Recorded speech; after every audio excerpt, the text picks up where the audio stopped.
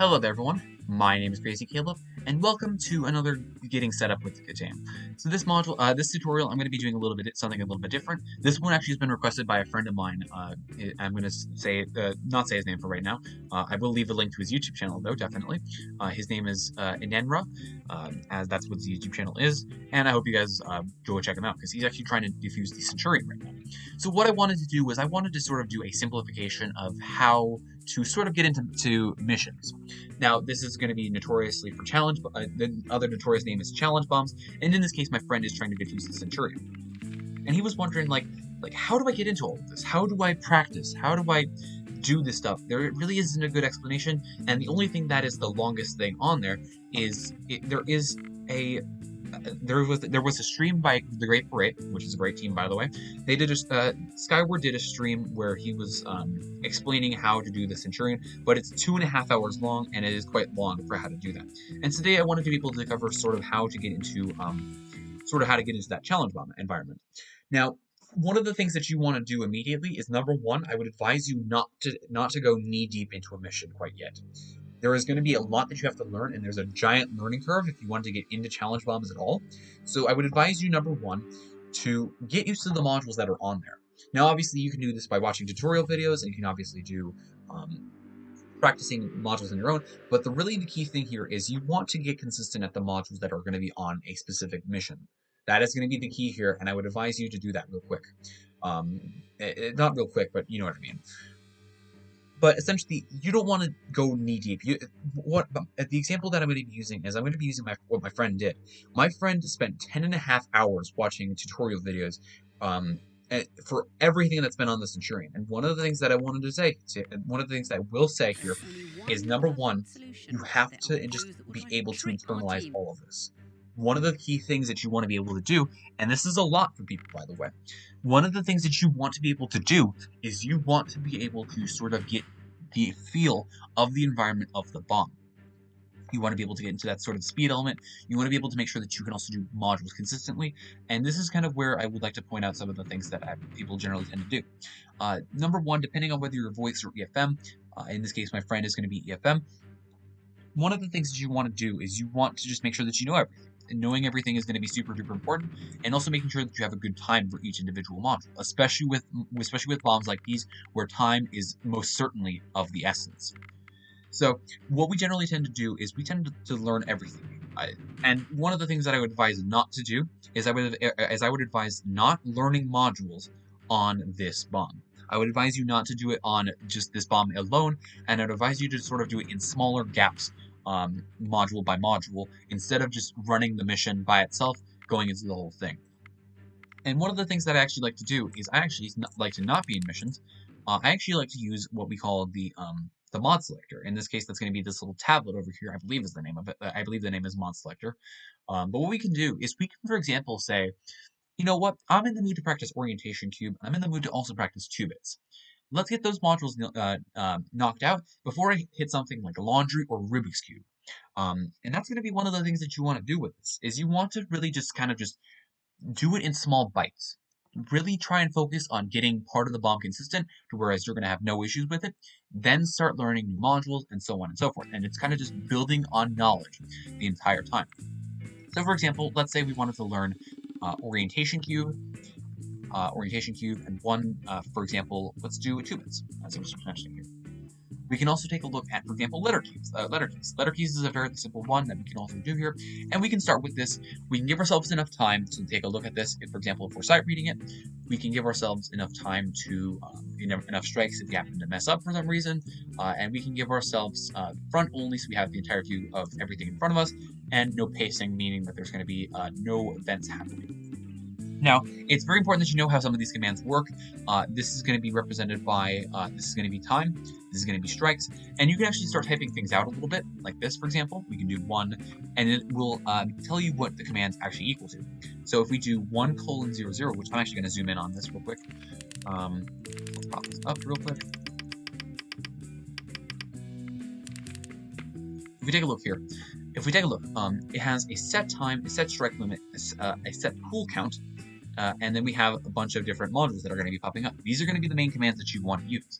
Now, there is obviously no pacing. No pacing, what this does for us is going to be disable pacing events. Now, what are pacing events?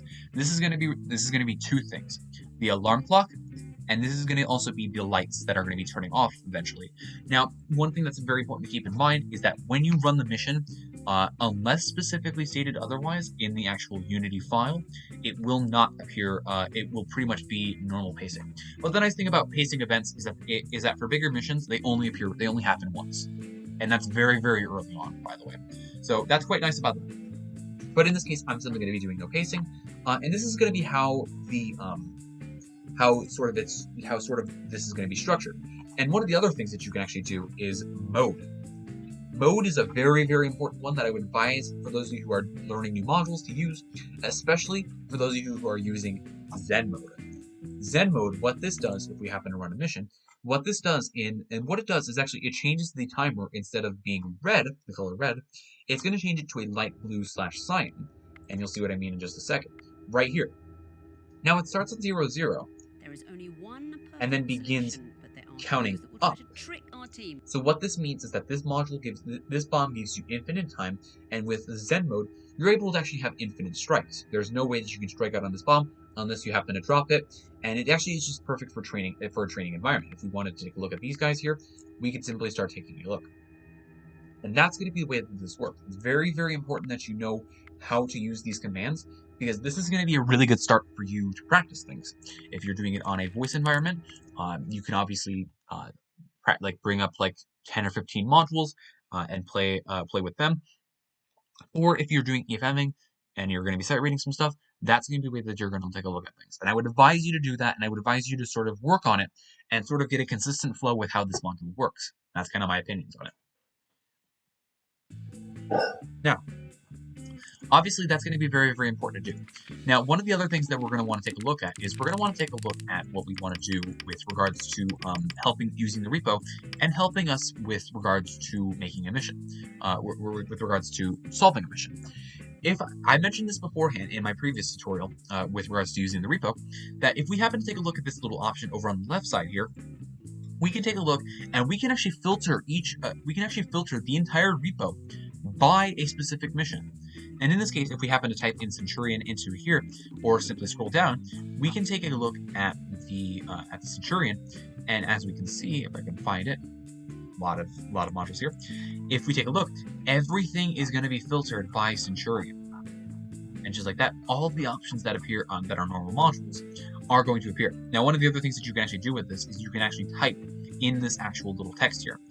You don't have to do this scrolling like I did. Let's, for example, reset the page.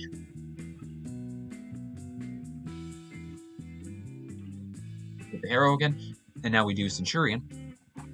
And just like that, we're good to go. Simple as that. It's much, much quicker than scrolling down and trying to find it. Make sure that you utilize that as well. But essentially, this is going to be a really optimal way of how you're going to look at things, just making your life easier. I would advise that if you're going to get into missions, use that option. Now, one of the other things, especially for those of you who are going to get into the Centurion, this is going to be mainly revolving around, is I would advise you to take a look at some of the other smaller bombs that do have a lot of Centurion modules. And one of the more common ones is going to be called Road to Centurion. And this is going to help you, for example, take a look at a bunch of smaller missions that'll help you, for example, get used to modules. It's a really nice way to sort of ease into the whole module aspect. And as you can see, when we pop up this mission, it gives you a small amount of time, but it gives you a bunch of easy modules. In this case, we're going to be focusing on a bunch of keypads, and we're going to be focusing on wire sequence, as well as a new module that is a recurring threat, which might be new to some of you, LED encryption. And this is going to be the way that we're going to be doing things. And this is actually one of the really helpful things. I would advise definitely for those of you who are new to the game and have a goal of doing the Centurion to use these missions. These are really good missions, and they actually do offer some challenges as well. There are some 47s in here that are commonly solved. One of the more common ones, and one of the more notorious memes that has plagued the KTANE community, called Elderang. Now, this module is a bit of a pooled nightmare, and one of the things that I would actually say is my criticism to this is there is a needy on a Centurion. That's the way that this works. There's going to be one needy module, and the way that it works is it's pooled with all the vanilla needies that you could have, but it's also going to be pooled with everything that's going to be enabled on your profile, which I'll get to profiles in just a minute. So, what this does instead, what the Road to Centurion does, is it pools a bunch of really not optimal needies in a mission, and that is what makes that is what makes some of these missions not so ideal. Compared to others. Instead of going for the more optimal needy approach, in this case being the most common needies being Desert Bus, which is the rarest one of them all, Needy Beer, and Needy Knob.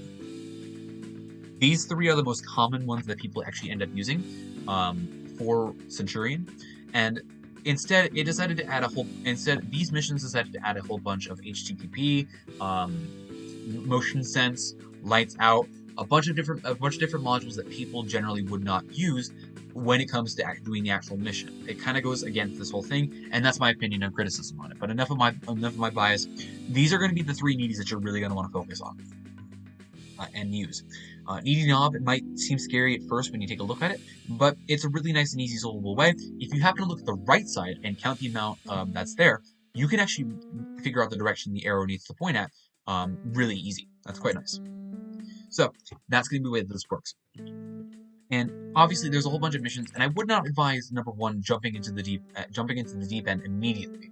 You obviously need to know how all the modules work, and you obviously need to know how to get consistent with them. It's gonna take a while with regards to how to actually do these missions, and trust me, it took me a while to get used to a bunch of modules myself.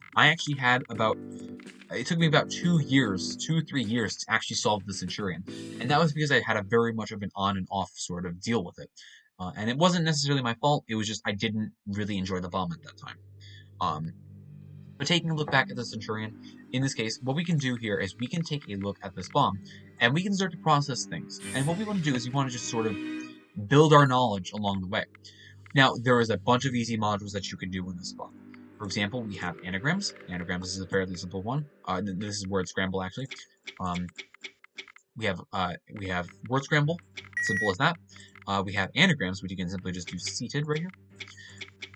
And obviously, what you want to do is you kind of want to just process just easy modules and kind of go up. There's a bunch of easy modules on this mission, and kind of the way that I actually kind of like starting off, just in general with the game, is I would advise starting off with older modules. Older modules tend to find themselves easier, but it also gives you an idea and a lot of key concepts that are going to be used later on in other modules, for example. This is a really good starting point, and there's a wide variety of different concepts that are used. So that's kind of the way that this works. Now, I really don't know what other tips to give. I'm trying to think here. And this is kind of just me kind of improvising right now, so bear with me on this. Just really focus on getting used to many different concepts that the bomb offers in this case. Now, if we take a look here over at profiles, we have to take a look here. For editing and assisting, we have a bunch of different profiles that you can choose from. You can obviously set active profiles, you can obviously create new profiles, which for those of you who are going to be first time playing the game, you can obviously do this with create new profile. You can say Kayla profile.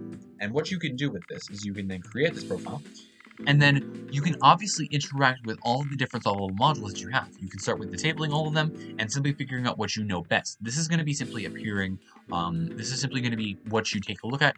And if you happen to enable a module, this has the possibility of appearing on a bomb. And if you happen to disable it, it's obviously not going to appear on a bomb. And you can filter specific modules that you want to enable or disable by the filter option. You can do searching. For example, if I wanted to say enable chess, you're going to get a bunch of options that have chess in them. There's quite a few chess modules that exist, and in this case, that's going to be the way that this works. So that's how filtering works. We can obviously disable all of these guys here. Now, this is the exact same thing with needy modules. Needy modules, number one, disable everything, and enable only a couple things that are quite easy. Number one, beer, and it's going to be named refill that beer, by the way. And then number two, and this is only going to be referring to modded stuff. If you happen to wonder where the heck is Needy Knob, that is a vanilla game. So that's always going to be enabled in this case because it is going to be a vanilla module. I would have also advised Desert Bus. Desert Bus is quite a nice one. and it's one of my more favorite ones. But for the rest of these ones, they're not the most ideal to play with, in my opinion. They are modules that do exist, without a doubt, but they're with regards to challenge environments. It's not the most ideal to play with them. It's not ideal to play with determinants. It's not ideal to play with motion designs. It's not ideal to play with hot potato or hexadecimal, though both of them absolutely can be played. It's not ideal to play with faulty 7 segments display. So also I gotta go with the last one, Needy's Nuts. Easily my best tutorial and easily one of my favorite modules to do. It does give you 90 seconds to actually activate for the need to. It does give you a timer of 90 seconds, so that's awesome right there. Now with widgets is going to be where you're going to have a couple different options here, and it's not really going to be used all that often. There's bomb name widget, there's two-factor widget, there's going to be a bunch of different widgets that you can have installed, but there is not that many in general. And this is if you want these guys to appear on the actual module. I would advise disabling them in general. People tend to not use modded widgets at all. Now, for the set operation, this setter operation is a bit interesting. It says exporting. It's disable mods if all other exporting profiles agree. Now, we don't generally tend to have this as an exporting profile. This is specifically meant for those who, if you happen to be playing voice bombs with someone and you happen to be wondering, hey, can I have your profile? This is generally what it's going to be set to. It's going to be set to exporting, and this is going to be the default. But if you happen to create a new profile for yourself, you're going to want to set this operation to diffusing. This is going to be essentially your end. For EFMers and diffusers, this is going to be the mantra that this is going to be what you're going to want. And this is going to allow you to mess around with the actual gameplay rooms. And this is also going to allow you to mess around with the bomb casings that you can get. As well as the services, which is going to be very, very important, which I will be covering in the next tutorial that when I get the chance to, is going to be these different types of services, which is going to be very, very important for you to have. And that's about it. That's really all you need to do with this module. Obviously, what you want to do is you want to figure out what's on this mission, and then what you want to do is you want to sort of just practice with this module, with these modules. For example, if I wanted to practice the bulb, or if I wanted to learn Rubik's Cube, which is notorious apparently.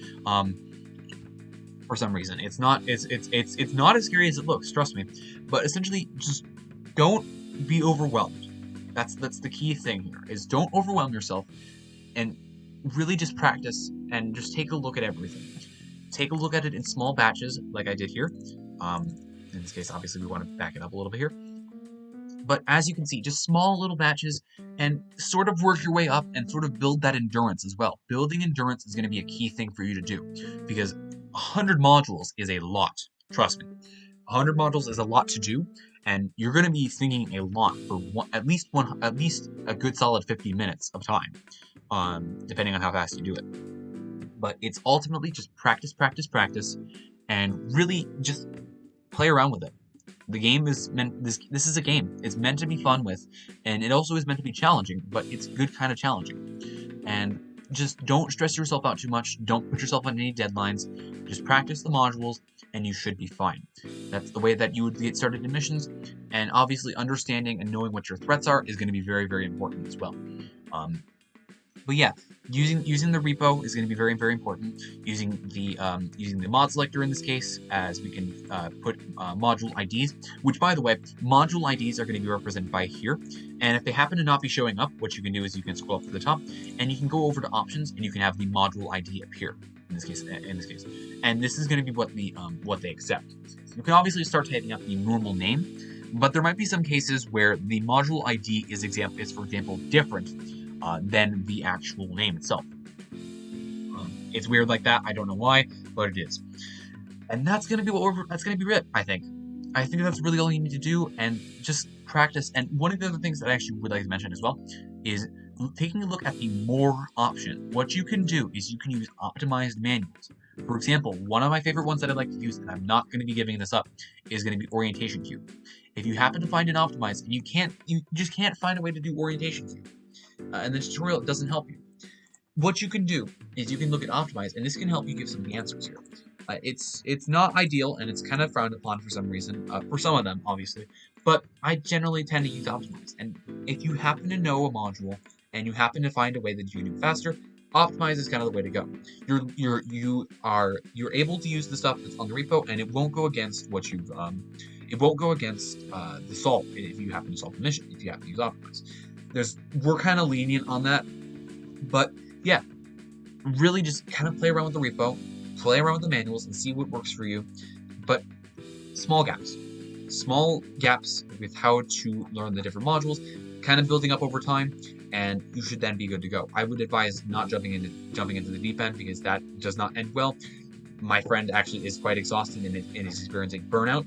That's just how it goes. So yeah, I think that's going to be it.